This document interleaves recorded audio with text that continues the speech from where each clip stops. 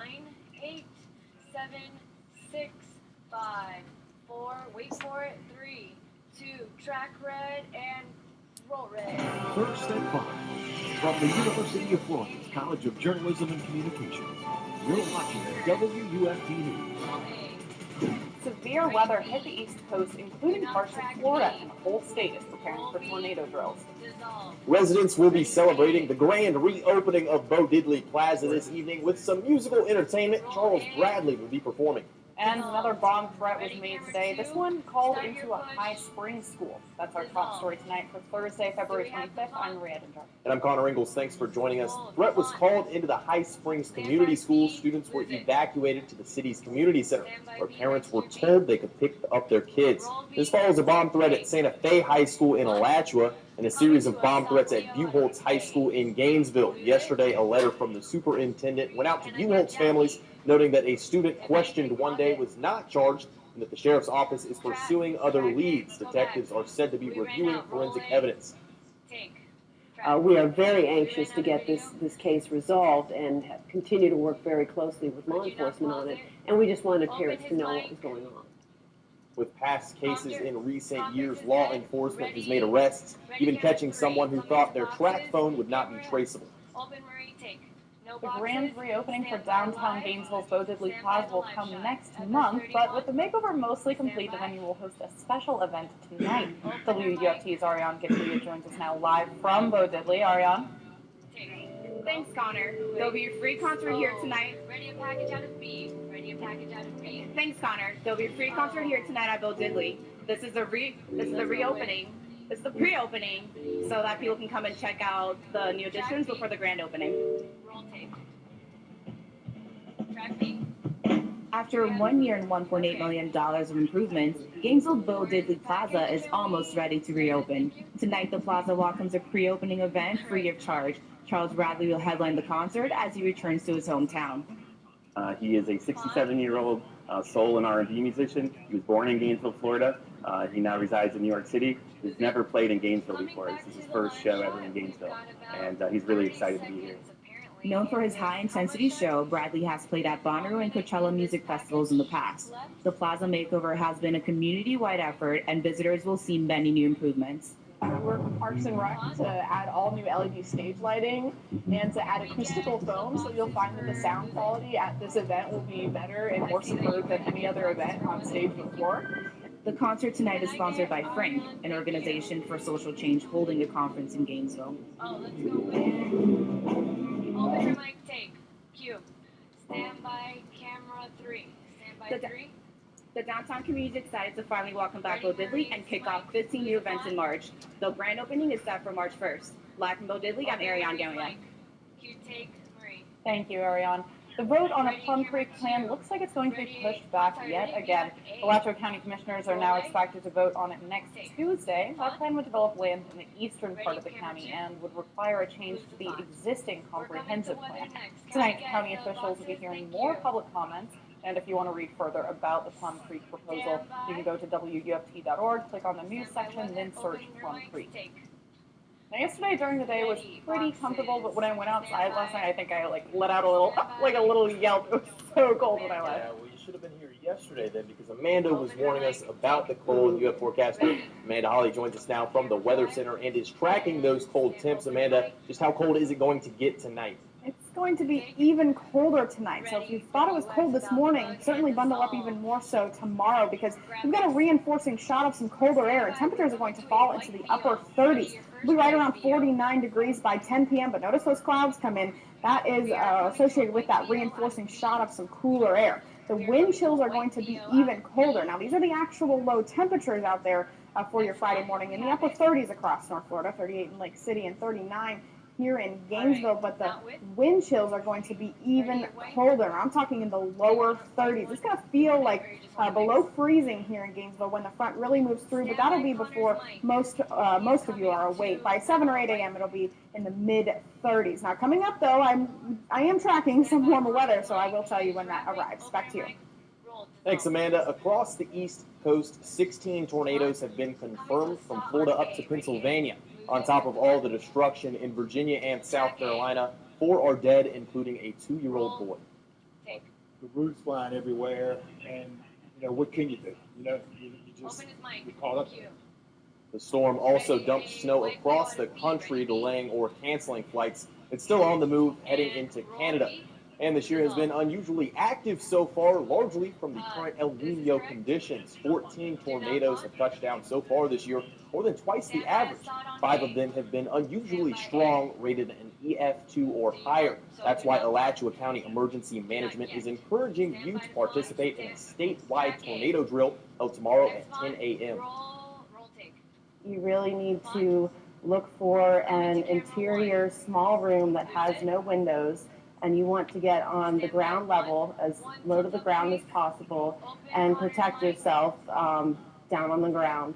To participate in the drill, you're asked to take a selfie in your safe place and use the hashtag GatorNado on social media. The EF3 tornado that hit Pensacola yesterday had winds up to 155 miles per hour, strong enough to destroy multiple floors of an apartment complex or dorm.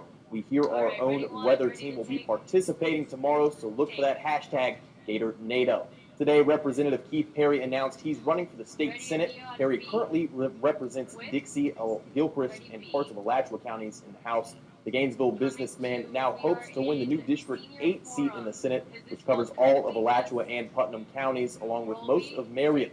The Gainesville mayoral candidates gathered at the Senior Rec Center on 34th Street. The Community Coalition for the Elderly hosted Brady, Poe, and Shepard for a debate. They focused answers today on issues affecting the elderly. If you want more information about the 3 candidates, we have our profiles up at WUFT.org. Tomorrow is your chance to weigh in on the future of I-75 and maybe another future highway curving from Tampa to Jacksonville. The Interstate 75 Relief Task Force is holding a series of public meetings to talk about the future. The group is currently focusing on the area west of I-75 from Alachua County to Hernando County.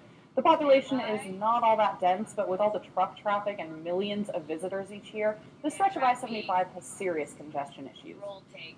We have an average of every 9 days that I-75, all lanes, one direction, north and south, is closed for a period of time. The big crashes tend to create traffic backlogs that last for hours and put people at risk of secondary crashes. The task force is meeting tomorrow morning at 9 at Trinity United Methodist Church in Gainesville.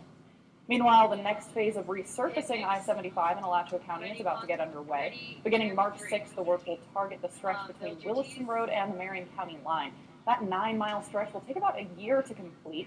Single-lane closures will be common, and double-lane closures will be allowed at night, though they'll try to keep traffic flowing on holidays and on U.S. football weekends. And a crash on I-75 this afternoon backed up traffic just north of Gainesville. The crash involved a motorcycle and a car. The car ended up flipping over, blocking 2 northbound lanes, though no serious injuries have been reported. In downtown Gainesville, Wise's Pharmacy is open today despite a car taking out a wall of windows yesterday. The building was hit by a driver who lost control of her car. Sheets of plywood and caution tape marked the spot. Gainesville Fire Rescue says the building is still safe for people to occupy. If there's any type of structural damage, they may have to undergo some testing or whatever to make certain that there's no actual damage that may cause further damage. The store is in the process of repairing all damage to the exterior. The drive-thru is still open as well. First to 5 is just getting started. Coming up, at least 3 Zika cases in Florida have been confirmed to involve pregnant women. Plus, February is National Heart Month, and we take a look at what you can do to keep it beating strong. That story and more in our health news segment. And today was noticeably cooler outside with highs only in the low to mid 60s. And I'm tracking the cooler weather, and it is supposed to continue at least through the first half of the weekend. When we come back, though, I will tell you about some light at the end of the tunnel and some warmer temperatures ahead. 2, 1, dissolve,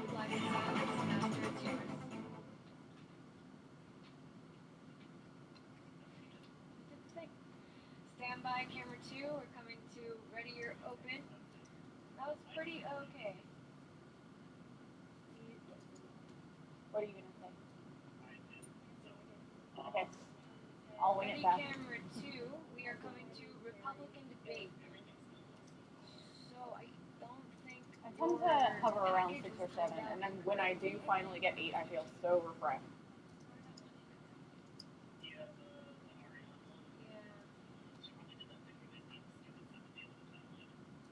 Oh, you have it at 156. At 56, that's what I meant. And we had it at 130 here. So that messed up your time a little bit. Standby 2. Again. Standby camera 2, black on air. 1 minute back. So, newsroom, you are the second story. We have Republican debate, and then, camera 1, can we zoom out a little bit, please, and get the full monitor? Let's see, do we have anything funky going on? No, nothing special on the monitor. Standby camera 1, that is a perfect shot. No news manager for you. 30 seconds, standby 2, standby red, ready to open. We are coming to Republican debate. What? What throwback? I missed it. Okay, that's fine. Standby everyone, we're coming to camera 2, ready to.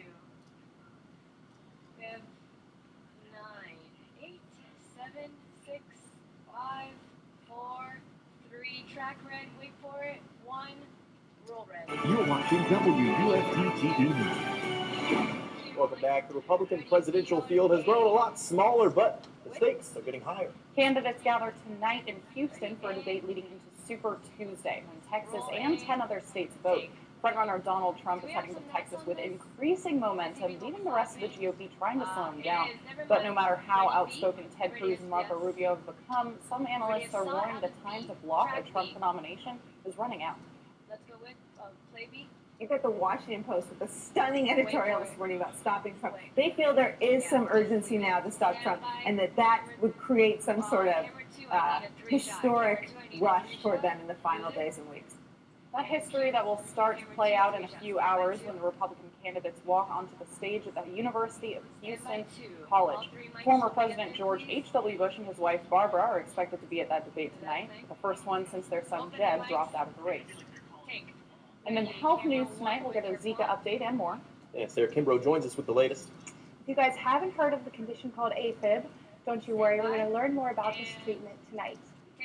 February is Heart Health Month. UF hosted a conference on Saturday called AFib and Feb to educate the public about heart disease. WUFT's Stephanie Byrne joins us live from the newsroom with more on what people were able to learn. Well, Sarah, UF Health invited Alachua and Marion County residents to learn about what AFib is and how it can be treated. You're empowering people. You're giving them the tools to be able to take control of their health, to know what they need to talk to their doctors about. Residents from Alachua and Marion counties were invited to the AFib and FEB seminar on Saturday. UF Health physicians spoke at the seminar to educate and raise awareness of heart diseases like AFib. AFib is short for atrial fibrillation, and it's when the heart beats irregularly, which causes blood to pump abnormally. John Linehan was one of the people in attendance. I play golf a couple of times a week. I walk 9 holes, drag my cart. About a month ago, John received news that could be a double bogey for anyone. I was recently diagnosed with AFib by the VA. The disease grows more common with age, and about 10% of the aging population develops AFib. Those who attended the conference today were offered a heart rhythm screening before the seminar started, and it's as easy as a pinch of your fingers. People with AFib can live healthy and active lives. However, AFib may also cause stroke. It's important to talk to your physician. It's very much a condition where the treatment is individualized. As for John, he isn't going to let AFib keep him off the green.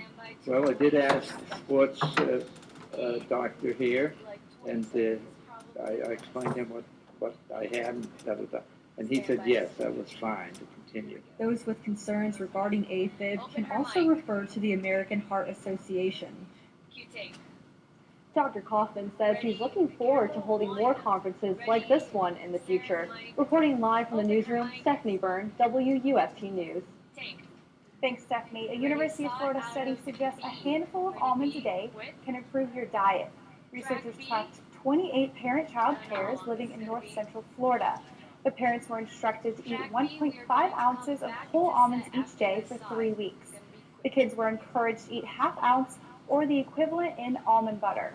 After the almond intervention, the parents and children were found to have increased their dietary intake of total protein foods and decreased the intake of empty calories.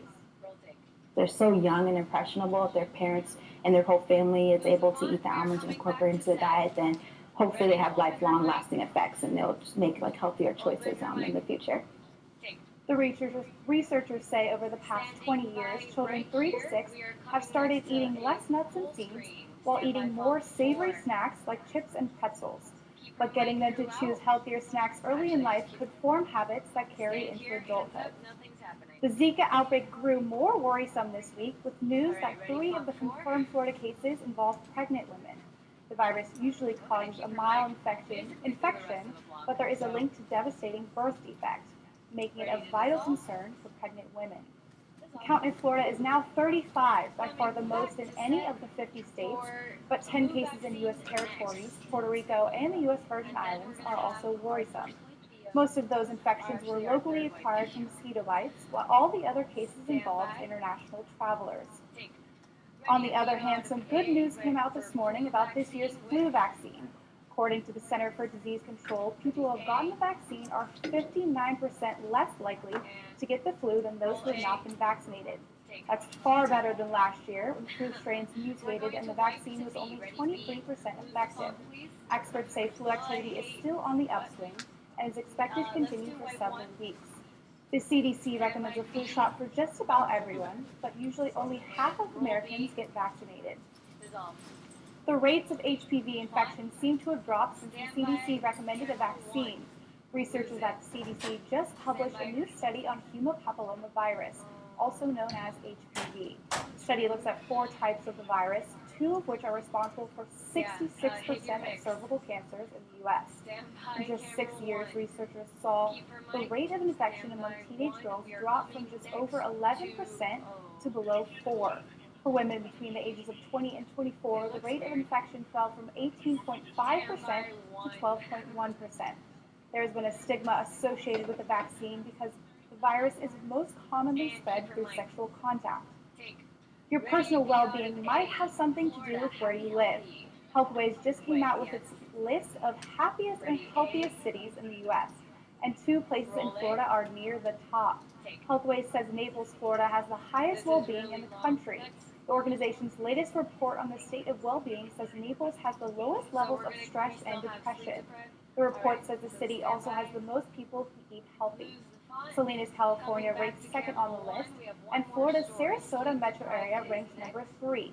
Healthways gathered the data by conducting more than 170,000 telephone interviews. The report measured well-being on several factors, including whether people liked where they lived and where they worked, and whether they felt financially secure. You've probably heard it before. Adults need to sleep at least 7 hours a night, but a new study shows more than 1/3 of us do not get enough shut-eye. A national survey by the CDC shows more than 1/3 of the U.S. sleep less than 7 hours a night.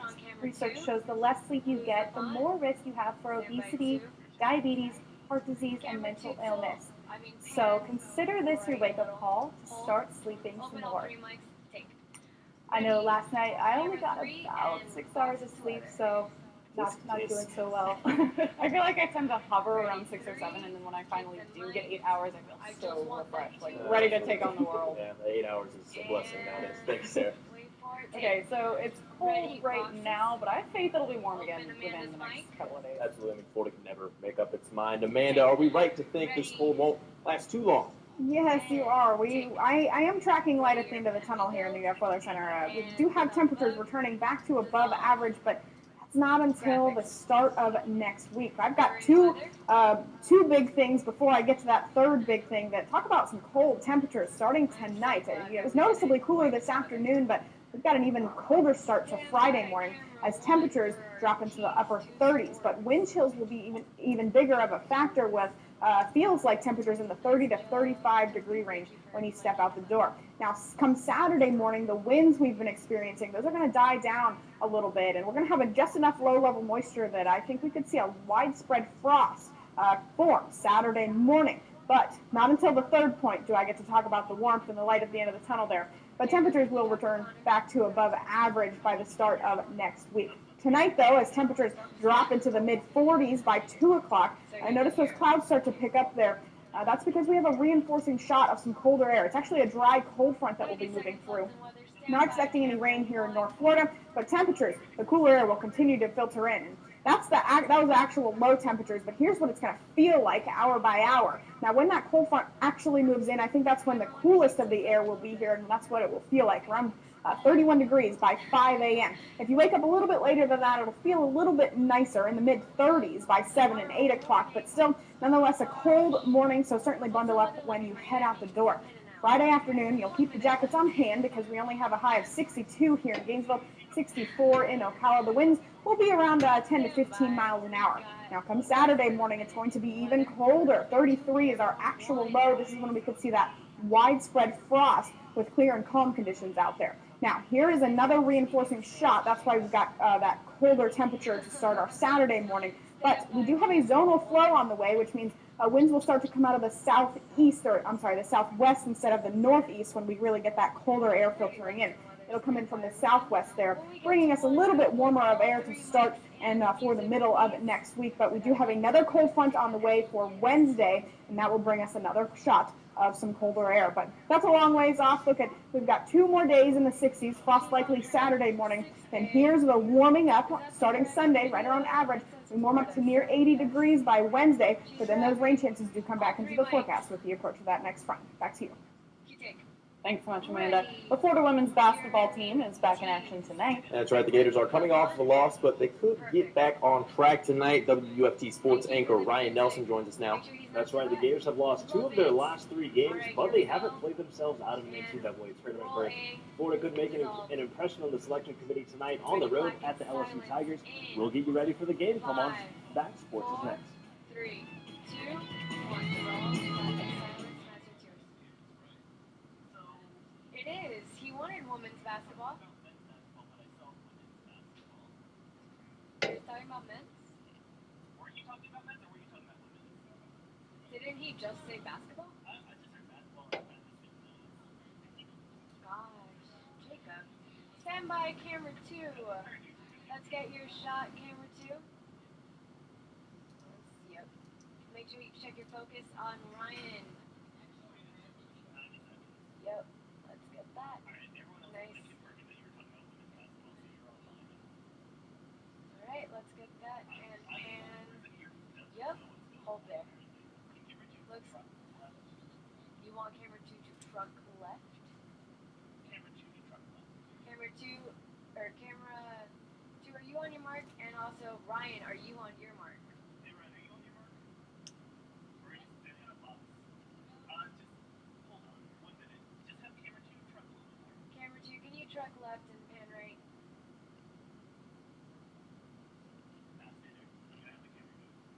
You're too precious to move. Zoom out, tilt up a little bit. Yeah. Oh, I see. Well, can he not just move slightly? So?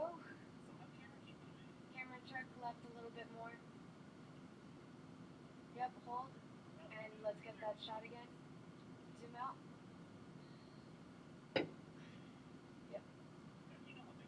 Hold there. It's mostly you.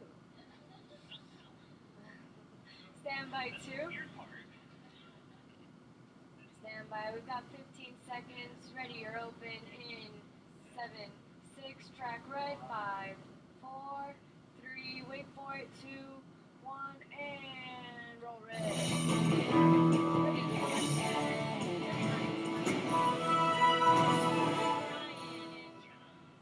With just 2 regular season games remaining, the stakes are the highest they've been all season for the Florida women's basketball team. Welcome back to Sports. I'm Ryan Nelson. The Gators take their talents to the Bayou tonight to take on the LSU Tigers. Now, the first time these 2 teams met, Florida won by a score of 53-45, their lowest score of the season. On paper, this game is already won, but that's why games are played. The Gators are besting the Tigers in every major statistical category. Florida doesn't have the advantage of playing in the O-Dome, but LSU hasn't done a great job of protecting home court. Florida head coach Amanda Butler says the Tigers will be ready. They're really, really tough. Physically tough, mentally tough. They're a team that's had some adversity in the form of injuries and other unforeseen things this year. And you have to really applaud the way that they have navigated that. Right now, there's a 5-way tie at third in the SEC standings, including Florida. If Florida finishes in the top 4 of the conference, they would get a 2-day bye in the SEC tournament. You can find coverage on the SEC Network Plus tonight at 8:30. Staying on the hardwood, the Miami Heat took on the Golden State Warriors in Miami last night. The Warriors are off to the best start through 55 games in NBA history. Wednesday marked the 20-year anniversary of the Miami Heat beating the 1996 Chicago Bulls, who previously held that best start record. They tried to channel some of that energy last night in American Airlines Arena, but Steph Curry was surgical from deep right out of the gate. With that shot, Curry tied an NBA record of 127 straight games with a 3. Later, Dwayne Wade drives and he finds Hassan, who says hello from the white side. 2 of his 21 on the night to go along with 13 rebounds. That's what we call a double-double. To the fourth quarter we go. The Splash Brothers go to work. And Splash, Klay Thompson dropped 15 straight points in the fourth alone. He finished with 33 on the night. Under a minute to go, Heat are up by 1, but not for long. Winner, winner, chicken curry dinner. Curry had 42, and the Dubs survive in South Beach. They win 118 to 112. If you look at the definition of the word dominant in the dictionary, you'll find, well, the definition of the word dominant, and that's the only way to describe Florida softball season thus far. The Gators have won their first 11 games by a combined score of 90-4, including 8 shutouts and 8 mercy rule wins. Now, number 1 ranked Florida gets to play in 5 games in 3 days in the Mary Nutter Collegiate Classic in Palm Springs, California. Going into the Classic, the Gators have gone 60 straight innings without committing an error. Tonight, the Gators will face UCLA and NC State. And tomorrow, they face Washington and Nebraska. Saturday, they battle Utah. Florida takes on the Bruins at 8:30 and the Wolfpack at 11 tonight. The Clay Diamonds are glistening in the crown of Florida athletics. Like the softball team, Florida baseball is ranked first in the country and stands undefeated. Florida is coming off an 8-7 win over Eastern Michigan last night in Lakeland. Now the Gators will face their first true test of the season against the Miami Hurricanes. For the second year in a row, Florida's first road series of the season comes against Miami. Last year, the Gators took 2 out of 3 games down south. Like the Gators, the Hurricanes are undefeated and ranked in the top 10 in the country. A big part of Florida's success on the road this season will be the performance of sophomore catcher J.J. Schwartz. Schwartz has been a consistent offensive force for the Gators. He says he's swinging for the fences. I'm just trying to get on base as much as I can, see as many pitches as I can, be patient, and hopefully get a mistake or something. First pitch is set for 7 p.m. tomorrow. Well, under new head coach Jenny Rowland, Florida Gymnastics hasn't skipped a beat. With 3 regular season meets remaining, the Gators are right in the thick of the national title hunt. Up next, Florida takes on the LSU Tigers in the O'Connell Center. The Gators are looking for a little revenge tomorrow night. The Tigers won both of their meetings against in Rhonda Fain's final year as head coach, but Florida's been on fire as of late. The Gators posted the nation's 5th highest score to date with a win on the road at Mizzou. Head coach Jenny Rowland says another ranked opponent, no problem. You know, a top 7 in the country right now, so our Gators, like I said, they thrive. They're always up for an SEC challenge, and this weekend is not going to be anything different. All the action kicks off at 6:45 p.m. And guys, on a personal note, my cousin, who's an outfielder for the Chicago Cubs, announced he'll be returning to the Cubs. His name is Dexter Fowler, and we certainly know where all the athletic talent in the family went. We do. That's awesome, man. We finally made it, fam. Right, what talented genes. All right, thank you, Ryan. And personal note, I was going to read this story, but I know how much you love space, so out of the kindness of my heart, I'm going to give it to you. Oh, thank you so much. Okay, this is great. And now I'll have an easier time finding my way around the final frontier. An observatory in Europe has mapped out our entire home galaxy, and as an added bonus, it doesn't just have visible light, it shows everything from infrared to radio waves as well, making it the sharpest map of the Milky Way galaxy to date. And before I spend all my time looking that up, before we go, let's get one last check on the weather. It'll be a cold night tonight. Very brisk wind in the morning will make it feel between 30 and 35 degrees out there. So certainly bundle up, and the cold doesn't stop there. A high of only 62 on Friday. The 60s last through Saturday. We return back to above average Sunday, and then well above average by the end of next week. Back to you. Thanks, Amanda. We'll be back tomorrow at 5 for your Florida news. It's always on at WUFT.org. Here on WUFT TV, BBC World News is up next, and the PBS NewsHour is coming up at 7 o'clock. Have a good night.